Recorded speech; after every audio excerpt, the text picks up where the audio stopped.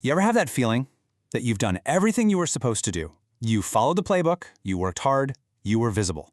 But you're just exhausted, you feel empty, and honestly, you feel no closer to the career you actually want. Well, if that sounds familiar, it's because the advice we've all been following, it's broken. Right? We were told to climb, that every single rung would mean progress, more success. But for so many of us, it just feels like we're running in place, sweating through endless meetings and manufactured urgency, only to end up right back where we started. That's the feeling I really want to unpack today. I remember this moment so clearly.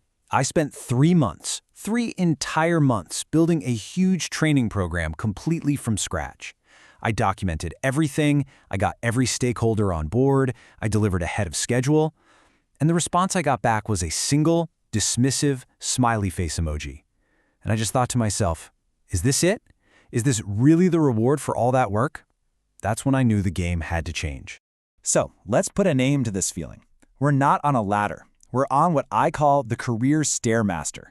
It's this exhausting cycle where, yeah, you might get a fancier title, but you're not actually moving forward in any way that feels meaningful. You're just working harder and harder to stay in the exact same spot. And when you look at them side by side, the difference is just wow. The promise of the ladder was this clear, steady climb towards success and stability. But the reality of the Stairmaster, it's a machine fueled by our own anxiety and burnout, a never-ending cycle of urgency that keeps us sprinting without ever actually getting anywhere. So how did we even get here? Well, we were sold some really powerful myths that keep us locked on that machine. So let's deconstruct the 2 biggest lies that are keeping us stuck right where we are. Let me ask you something. Have you spent years chasing the dream job? You know the one, that single, perfect role where your passion, your paycheck, and your purpose all magically line up in one neat little package. We were all told that if we just found it, we would have won at careers. But here's the truth. The dream job is a lie, and realizing that is one of the most liberating things you can do for your career. The alternative isn't about settling, it's about finding an aligned job. And look, this isn't a soulmate, it's a contract. It's something that works for you, for a specific season of your life, and it's allowed to change as you change. So what does an aligned job actually look like? It's not magic. It's a really practical balance of just 3 things. First, your skills. What are you actually good at? Second, the context, an environment that doesn't completely drain your soul. And third, your constraints, being brutally honest about the realities of your life right now, whether that's debt or family or just your energy levels. Okay, so we know the external playbook is totally broken, but that's really only half the battle. There are also these internal blockers, the stories we tell ourselves that keep us from getting off that Stairmaster even when we know it's going nowhere. It's a tough question, isn't it? We can see the system is flawed, we know the dream job is a total myth, but we still feel this really personal sense of being stuck. So why is that? Well, the answer lies in understanding the difference between 2 things, a gap and a story. Okay, first, let's talk about a gap. A gap is concrete. It's saying, I don't know how to articulate my worth in a salary negotiation, or I don't know how to use that specific software. It's just a lack of a skill or a piece of knowledge. And here's the good news. Gaps are solvable. They're a challenge to your skills, not to your identity. You can learn, you can Google it, you can take a class. Now contrast that with a story. A story isn't about skill. It's about protecting ourselves. It's the narrative you repeat over and over to shield your ego from feeling vulnerable about facing a gap. It's that voice in your head that says, oh, people from my background don't get hired by founders like that, or I'm just too old to learn that now. It feels like a shield, but as you can see, it's actually a cage. And the difference between these 2 is everything. A gap leads to action. It leads to problem solving and learning. But a story, that just leads to paralysis. It keeps you repeating the past just to protect your ego. When every single obstacle gets the same old answer, you've stopped being a student and you started being a victim of your own narrative. So how do you break free from the story? You have to decide.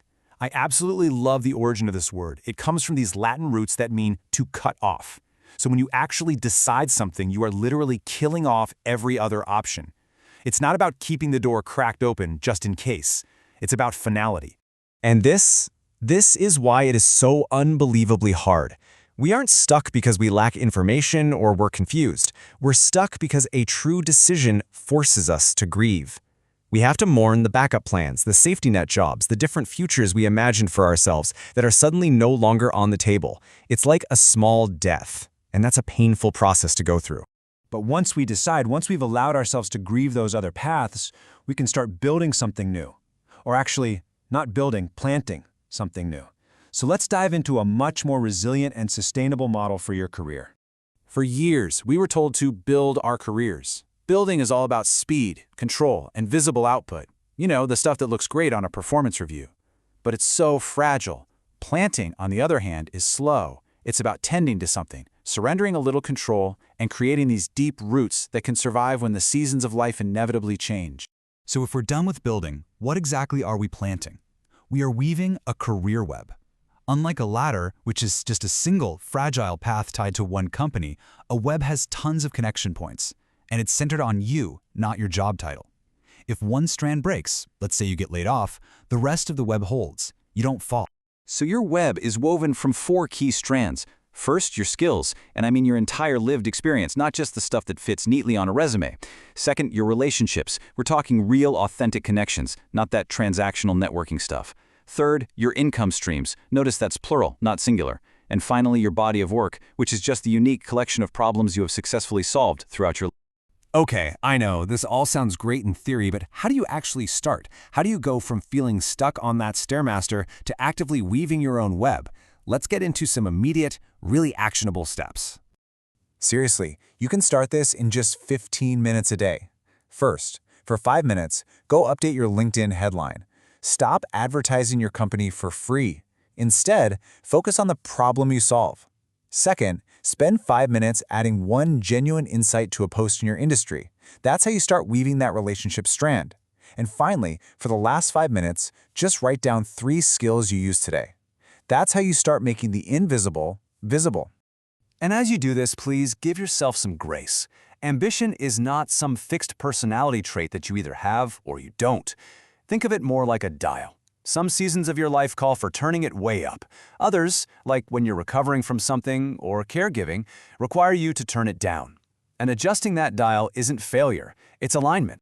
So if you're feeling like you're in a crisis right now, let me just offer you this perspective. A crisis isn't a disaster. In developmental psychology, it simply means a turning point. It's that moment when your brain recognizes that the old ways aren't working anymore and it's forcing you to evolve. The people who are feeling the most crisis are often the ones closest to a breakthrough. So I'll leave you with this one question. Forget about climbing the next rung or running faster on that machine. Instead, just ask yourself, what seed will you decide to plant today? What relationship, what skill, what idea are you putting in the ground for the version of yourself that doesn't exist yet but will be so ready for whatever comes next?